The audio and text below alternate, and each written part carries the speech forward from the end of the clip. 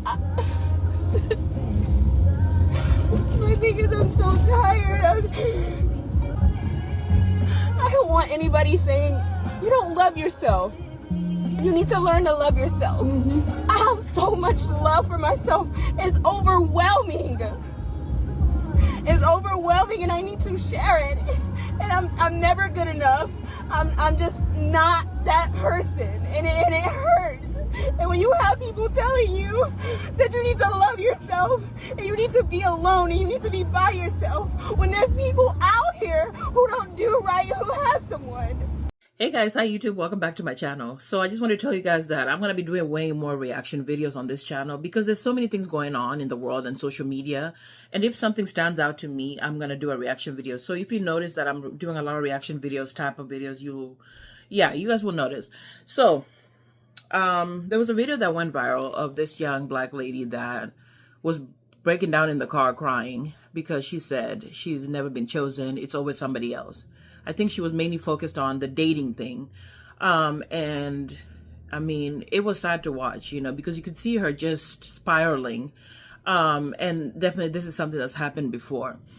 So one of the first things I want to say is that I could relate to her. I've had my share back in my day. For example, when I got to America, like later on when I was a teen, I started, you know, gaining weight and I was chubby. And I remember one of the family friends told me way back, he was like, you're pretty, you know, if you lose the weight or something like that, like, you're just gonna be perfect, you know? And that stuck with me to this day. I could always remember that once in a while, that thing will come to me. And sometimes I feel some kind of way about it, you know, because it kind of made me feel most of my life, I was walking around feeling like I wasn't good enough, like something was wrong with me. Literally, like my self-confidence was in the tank. It took going to almost college way later for me to build that up, and having a mom that was so loving and ensuring me every single day that there was nothing wrong with me. You know what I mean? So I understood where she was coming from. Everybody's feelings are valid. You have a right to speak how you feel. And, you know, we've all had our moments where we've broken down because, for example, you like somebody and they don't like you. Rejection. It sucks, you know? And I understood where she was coming from in that way. I remember when I was on, you know, dating apps and trying to date, I had my share because it was always dates that never went anywhere, the games and back and forth. And I started feeling some kind of way. So I understood that part. One of the things she said on the caption was, I've done the work and I'm still not chosen. And it's kind of interesting because I'm like, I don't think you've done fully the work, because if you did the work, you wouldn't come on camera breaking down, crying that you're not chosen. When you do that healing and you look on the inner side and really fix what issues you really have, you wouldn't come on camera crying like that and breaking down and saying that men have not chosen you. So that was one of the first things that a lot of people noticed. A lot of people were telling her to turn off that phone and go get some healing and start getting some counseling because the work is not done. And it just really was really sad to watch her just like breaking. She was crying. We know as Black women that we are not on the top of the totem pole when it comes to the standard of beauty. This is something we know. You might be like, I'm a potato chip and more, and I am the table and all that stuff. But we know that in society, we Black women are not on top of the list. You know, it's white women, it's Asian women, it goes down, Latino women, and then Black women kind of thing. So in the world, you are perceived, you always perceived that way. So you have to really stand out and you have to bring something that makes people go, ooh, let's hear what she has to say. But typically it's like something that a lot of us Black women feel. We're just not at the top. And it sucks. And I'm not saying that we're not pretty and that we're not smart. It's just that that's how society has made it. The standard of beauty, like they say, is blue-eyed and blonde hair. So we are not anywhere there. So with that being in mind, I understand where she could also come from, you know. You know, when you are, for example, colorism in Black communities, you know, people are like, if the lighter shade is better and the darker one is not. So sometimes people treat you as such and you can feel some way, you know, and you feel like, oh, so I don't get the top pick of what I want because I am a darker person or whatever. This stuff go on, okay? And you can make somebody feel some kind of way. And then if you're overweight, as a Black woman, it's two things stacked against you. So when you walk in the room, it's like the chances are so little for you to actually get what you want. But I also believe that that's on you to work on. That inner work, you have to do it to get to a point where you no longer care what somebody thinks or where you are on a totem pole or if somebody doesn't pick you or not. You know, it's really disturbing when you put men at the center of your world, where it's like, if a man doesn't give me attention, doesn't pick me, everything's falling apart. It shouldn't be that. You literally have to work on yourself to the point where if a man never shows up, oh well, life goes on. If a man doesn't pick you, it's okay. You know, pick yourself up and go get a hobby, travel the world. I mean, do something. You know what I mean? A lot of people told her, you know, get off social media. Because literally you're sending the message to a lot of guys that are viewing your videos kind of like you're desperate. You want love and attention. When you're desperate for love and attention, you pick it up from the wrong person. And we know this. A lot of women have chosen wrong because they were so tied into they're not fully healed. The self-esteem is low. And they picked men that have treated them badly because of this.